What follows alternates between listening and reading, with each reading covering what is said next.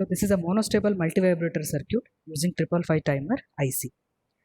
Now in order to verify the operation of the monostable multivibrator using 555 timer, so we need to first apply the triggering pulses to pin number 2. So in order to apply the triggering pulses using the function generator, a square wave is applied to a differentiator circuit.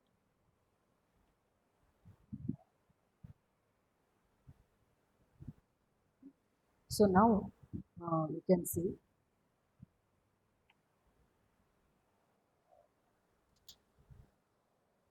the triggering pulses that are generated.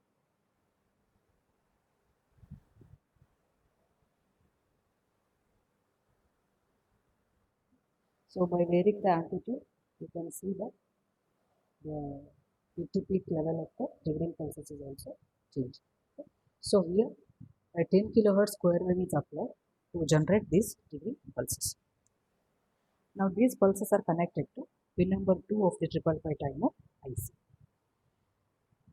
So now as it is a monostable, so it has a single stable state, okay, and one quasi-stable state.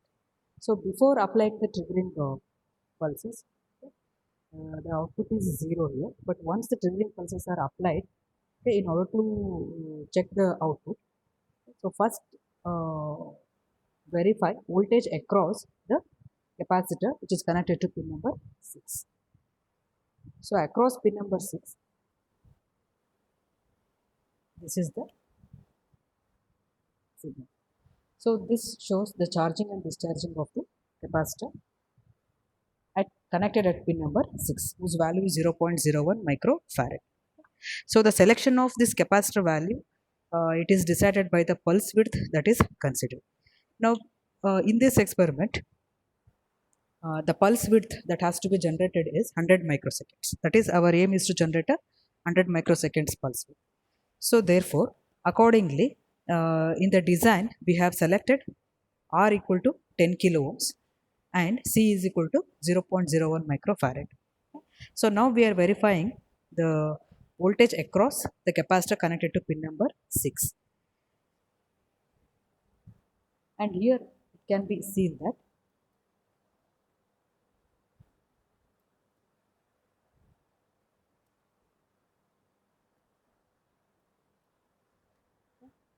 the capacitor charging, it begins at 0 and it charges up to 3.3 volts. Okay, and after reaching 3.3 volts, immediately the capacitor discharges and comes to 0. Okay. So this has to be first verified across 0.01 microfarad connected to pin number 6. So next, I'll use one more channel of the oscilloscope to which I'm connecting the pin number 3. So at pin number 3, the pulses are generated, and now I'll display the response at pin number 3.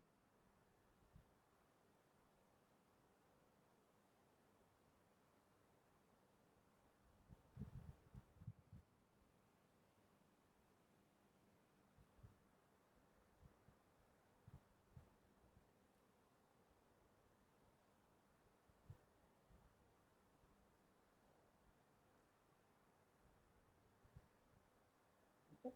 So this is the output at pin number 3.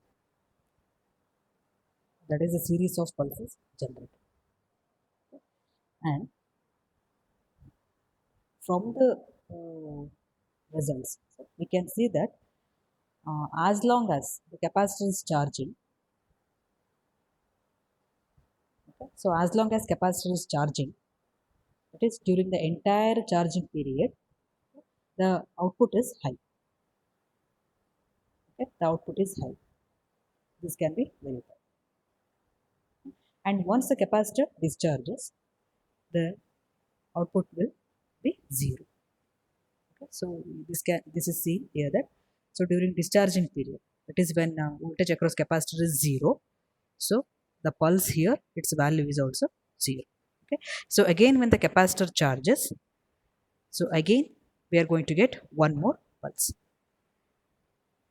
So here one thing that needs to be observed is uh, the behavior of this monostable multivibrator for the triggering pulses. So now I'll just remove the voltage across capacitor and connect into the triggering pulses point, that is at pin number 2. Pin number 2 cancel. So now this is the triggering pulses.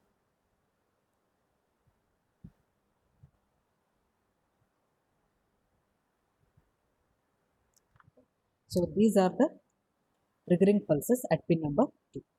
So now here, by just comparing these two waveforms, okay, so it is visible that the entire charging period, it is independent of the supply voltage. That is first one, because here or the pulse on period, that is pulse width, it is equal to 1.1 into R into C. So therefore the entire charging and discharging, it will be decided by only R and C, and it is independent of the supply voltage. And one more important point here is, so once it is triggered, the output remains high. That is, see here you can see that even though there are series of other pulses are present, but they are not going to disturb the circuit operation. Okay, so therefore once the timer it is triggered, the output remains high for entire time t. Okay, and that time t depends only on R and C. So if you give any additional triggering pulses, okay, so within the time interval capital T, okay, so they will not change the output state, and this is visible. Okay, so by increasing the frequency, so here you can see that on this pulse width, on this high, okay, so two triggering pulses are there. So at the first triggering pulses already we have got the one pulse at pin number 3, but as long as the capacitor is charging, okay, so in between if one more triggering pulses is applied, then it will not disturb the operation. So this verification you can do by connecting triggering pulses to channel 1 and output at pin number 3 to channel 2. So therefore in this experiment, so what we have to measure is the pulse width at pin number 3. So I'm just again connecting the voltage across the capacitor. So it is. So what we need to measure in this experiment is, so first of all, the charging levels here. So it begins at 0 and the maximum level reached is 3.3 volts. 3.3 volts. And the other thing is, for the entire charging duration, okay, so there may be several triggering pulses, but once the response becomes high at the first triggering pulse, the remaining or the subsequent triggering pulses are not going to disturb the operation. And as long as C is charging, so for that entire period, the pulse width is available, that is the pulse is high. Okay? And once the capacitor discharges, immediately the output also it goes to 0. Okay? So therefore from the practical observation, we can just note what is the pulse width for our circuit. So for that we can just measure. So 1, 2, almost it is 2.6 into 50 microseconds. So that will be the total triggering pulses, pulse width. And that pulse width can be changed by changing only R and C value. Okay, and it is independent of the supply voltage, that is 5 volts. So once we display these two waveforms, one at across capacitor, other at pin number 3. So just you need to measure the pulse width and you will have to compare with the designed value. Okay, so while designing we have taken a pulse width as 100 microseconds. So